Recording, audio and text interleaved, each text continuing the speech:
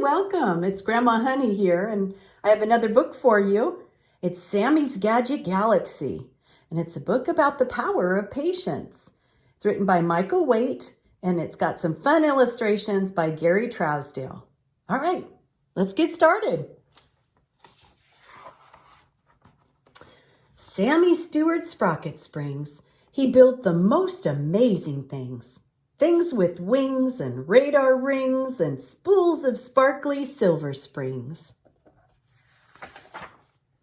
And oh, how Sammy loved to hurry. It would make your eyes go blurry. He jumped from bed at 6 o'clock and dropped his jammies like a rock. He donned his astro garb and charged down the stairs and through the yard, with Yapping Dak, his little dog, pouncing past him like a frog. And there in shining silver steel, with spires of wires and whirling wheels, stood Sammy's Gadget Galaxy, complete with spaceship in 3D. He got it from a science kit. Dad had helped him quite a bit. They built it for the science show, which came in just a week or so, and he could hardly wait to go. He hopped inside his rocket ship and gave the power grip a flip. The monstrous motor roared to action, grinding gears with turbo traction. Mom and Dad awoke and moaned, while nearly all the neighbors phoned to holler, "Hey, can't you make him wait till 9 o'clock or even 8? Sammy switched to Mega Drive. The rocket boosters came alive.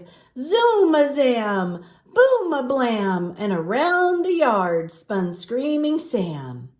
Until, ka-chug, the motor quit, and that was it.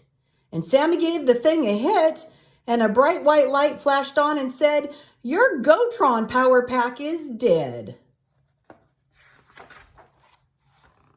Sammy hurried back upstairs, and waking Dad in deep despair, he shrieked aloud, "Emergency! My spaceship needs a battery!" "You'll have to wait," his father said. "Be patient, please. Go back to bed." Sammy tried a sigh, a cough, and Dad didn't stir, so Sam was off. He bounded down the stairs again and through the workshop door, and then, knowing he was not allowed, he crept as quiet as a cloud across the cluttered workshop bench, over ratchet, rasp, and wrench, and there, up high as he could see, there sat a Gotron battery. He reached, he stretched, he groped, he fumbled, he wobbled and bobbled and bumbled and stumbled, and clatter, crack, crash, it all came down on top of Sammy on the ground. Mom and Dad burst through the door with no idea what lay in store. They stared, they glared, they saw the floor, and Sammy stood there saying, "Oop," amid the mess of Gadget soup. "You'll have to pick this up," said Dad. His head was clearly feeling bad. "Put every piece back on the shelf, and maybe you'll convince yourself a little patience isn't bad. It sure would make your parents glad." So now poor Sammy Sprocket Springs scraped up the screws and scraps and strings, the wires and wheels and boingy bobs, the spheres and gears and knick-knack knobs, and one by one and bit by bit, finding where each piece should fit. While little Dacky scratched his back and yawned and gave his lips a smack. And suddenly, a brilliant thought occurred to Sammy on the spot. "Why not get some robot help?" Dak agreed. "Yip, yep, yelp. The Chore-o-matic cleanup droid is just the thing to help avoid picking up this mess by hand, and I'm sure that Dad would understand." So from its creepy closet void, Sammy drove the giant droid. He smacked the switch marked clean up floor, and how that droid began to soar. It scooped and scraped and made a stack, and it placed things back upon the rack. And Sammy drove and Dacky smiled as Choromatic fixed and filed.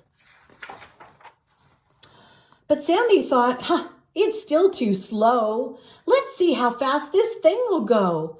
We don't have all day, And feeling like a pickup pro, he gave the speed control a blow. And then, oh no! The cleanup droid let out a roar, and fire and smoke began to pour. Rockets blasted at the floor, and zoosh! It thundered through the door. Across the lawn and down the street, over cars and fresh concrete, over flowers and fences and fields, it shoved and shattered with its shields. Around it spun and headed back with screaming Sam and dizzy Dak.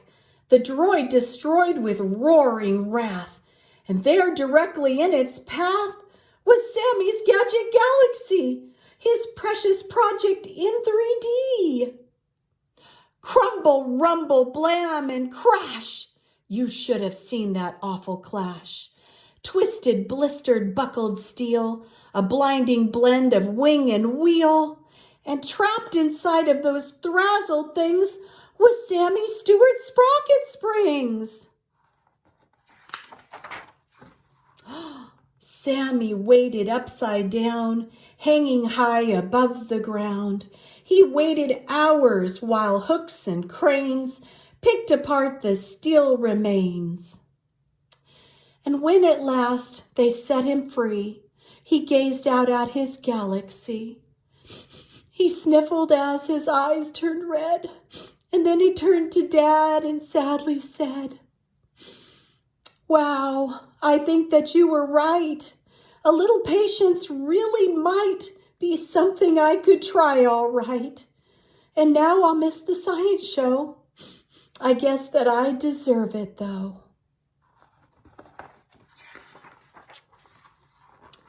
And after that, our Sammy changed. He fixed, he fenced, and rearranged.